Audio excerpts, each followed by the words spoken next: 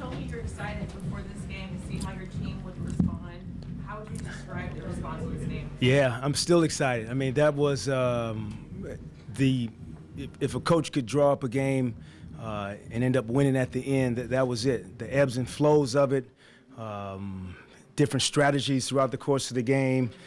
Our team showing resolve, staying together, enjoying, being in the moment.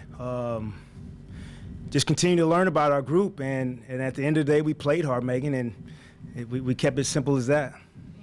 I know last time you got excited about having over 30 assists. What can you say about tonight's and the ball movement that they just played tonight? It was awesome to see. So you take, for example, where Utah didn't have the best first half, but his team, still trusted him, and the ball found him, and he was in the right place, and the ball has energy, and it finds you when you're doing good things. And he was a prime example of sticking with it and coming through in the second half.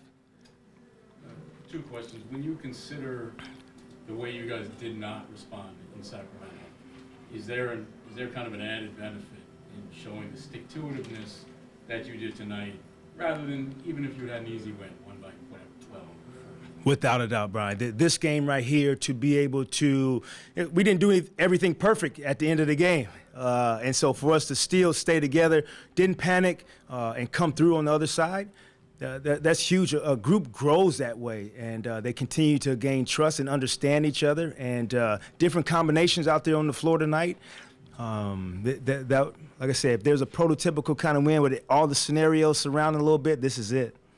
There were obviously a number of players that had certain things that stood out.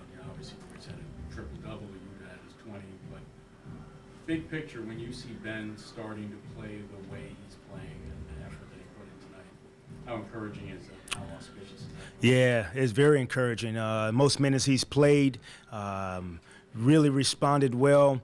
Had a few combinations with Nick, without Nick, pushing the basketball as a screener. So kind of what we envision him doing everything for us. The defensive versatility of guarding Nurkic and also Damian Lillard. So a lot of people can't do that. And if we can continue to grow with him and understand him, his game, how he benefits, with who, it's very encouraging.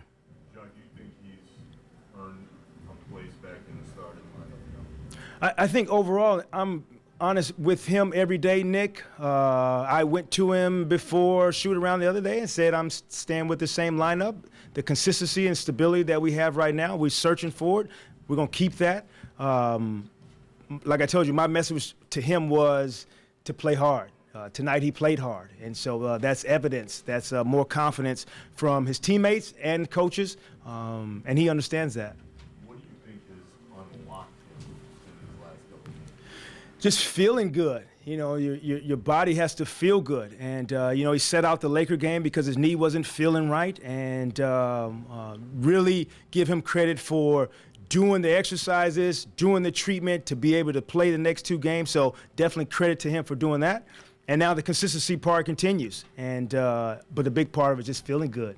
How much was him not starting, needing him to play hard and needing him to feel a little better, and how much of it was more tactical, separating him from Nick and just not wanting to have two non-shooters on the floor? Yeah, a little combination of both. The analytics spoke to us and says that he and Nick, the spacing-wise, just isn't as good when they're separated. And so we have to figure out some solutions that way, because defensively, if we can get Kevin and Nick and Ben on the floor at the same time, that is a pretty big group, with Royce also. So that's a lot of versatility for us. So we're going to continue to work through it. And we saw it some tonight. There was some success.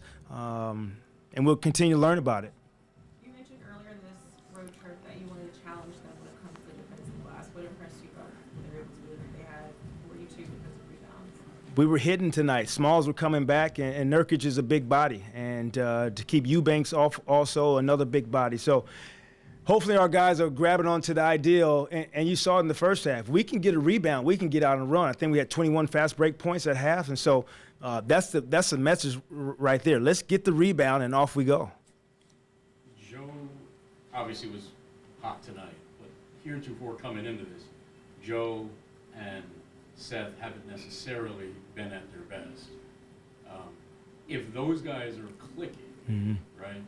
A, what does that do for you? And B, would that make it easier for you to have Ben and Nick on the floor together if you have guys that are actually not? Yeah, it definitely gives us some flexibility to have Ben and Nick together. If we have, 2 or 3 other guys that are making shots, the floor does open up for us because they can play fast, and then defensively they can cover for each other. Totally believe, Joe, they're too good of a shooters. Historically, Joe and Seth, they're going to turn this thing around at the same time, and off we go, Brian. But it does give us some versatility for sure. When they start hacking Ben, did you say? Not a chance. No, he gonna step up and make them free throws, Megan, and which he did. 3 out of 4, right? And so there was no hesitation, encouragement from the group, and he stepped up and made them. You think that's another hurdle for him? For sure. This is a game, fourth quarter, on the road, best team in the West right now. They decide that's the strategy they want to use, and we put him up to the line and didn't sub him out, and he made those free throws. Thanks, Jimmy. Okay, guys.